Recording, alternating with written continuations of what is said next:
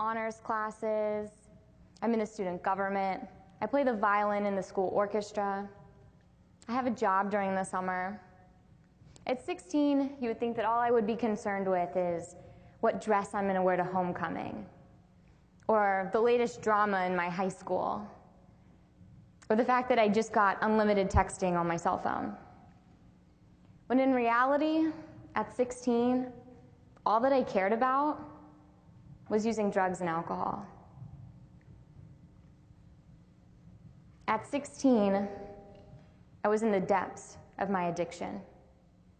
And I stand before you today with over 5 years of continuous recovery from drugs and alcohol. And the woman that stands before you today is not this same girl. So I'm going to share with you today my journey through recovery. I started drinking alcohol on the weekends when I was 15. It was very innocent, it was fun, I didn't think there was any harm in this.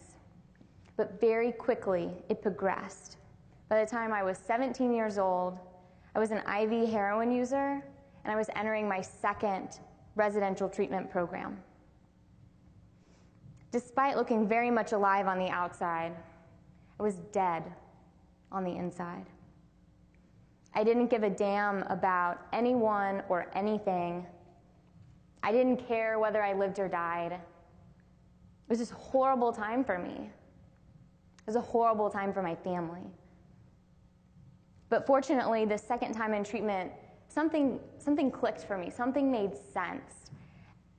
And honestly, I think it was that people were investing in me. And eventually, I started to invest in myself. So because of my recovery, I got to go to college. I went to Texas Tech University, and I am from Houston, Texas, and that is 9 hours.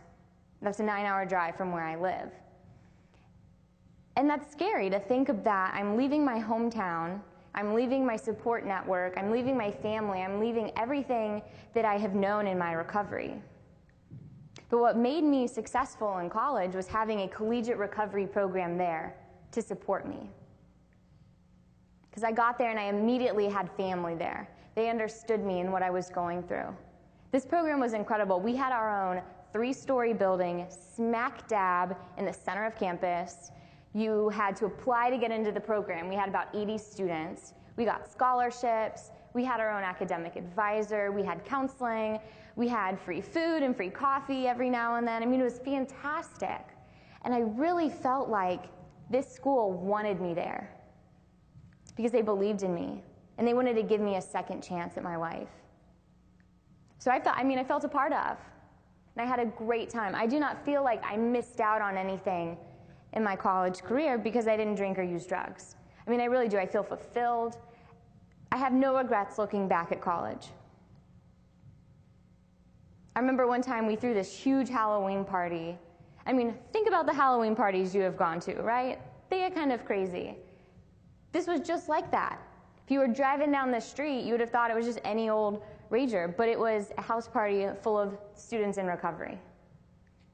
I love rap music, so I would go to rap concerts, I would go out dancing, I'd go tailgating. I got to do all of these things that all the other students did. I just didn't do it under the influence. I decided to go to graduate school in Boston, and at this point I have about 5 years in recovery, and I think, surely, this is going to be great, it's going to be fine, no worries at all. I went from 2 extremes. I went from Lubbock, Texas, to Boston, Massachusetts. And then I went from a school that had incredible support for students in recovery to a school that had nothing. The first day of orientation, I immediately feel not a part of. All I hear is that all of our social events and all of our alumni events is going to have a bar, and that there was going to be drinking. That's all that I heard. I completely underestimated what it was going to be like at a school that didn't have a program like this. I was miserable. I was lost. I was regretting the decision to go there. I felt like I had failed.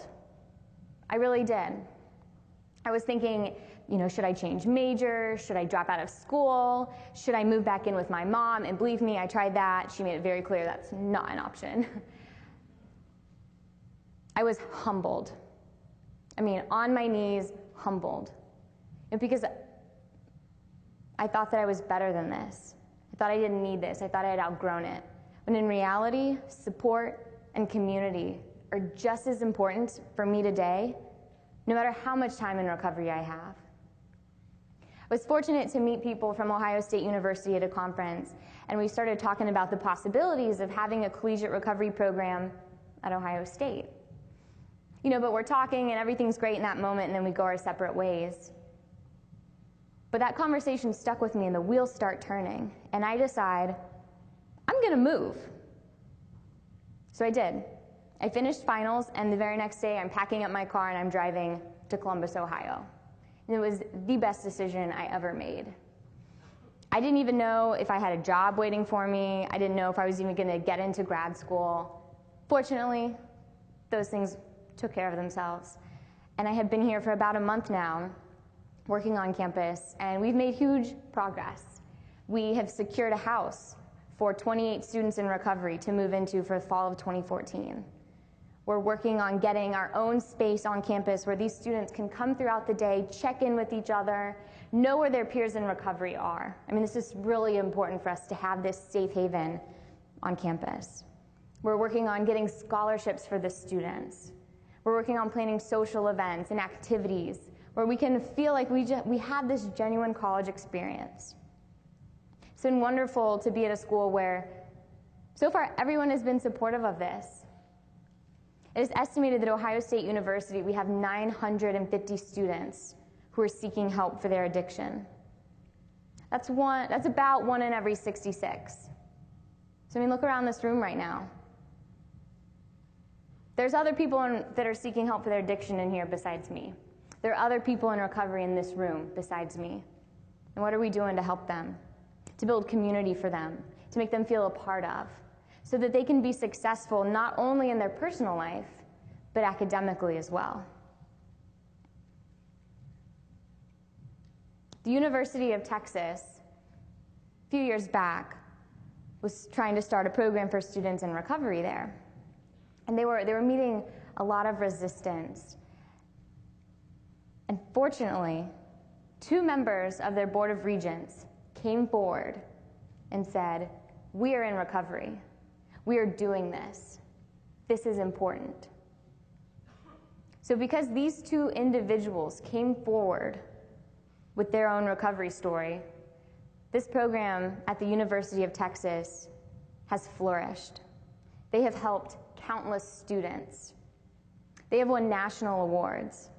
And just recently, the Board of Regents announced that every school within the UT system is going to have one of these collegiate recovery programs within the next 3 years. That's unheard of. And that is because these individuals came forward with their story. So I challenge you today. I challenge you to look deep within yourself and find your own recovery story. We all have one. For some of us, it will be from drug and alcohol addiction. From others, from an eating disorder, from trauma, from mental illness, from your relationship with your family, from your relationship with yourself. So find your own recovery story. Own it, embrace it, work through it. And don't be afraid to share your story with others, because you never know the impact that it could have. You'll never get to experience what it feels like to not only be investing in your own recovery, but to be investing in the recovery of others. Thank you.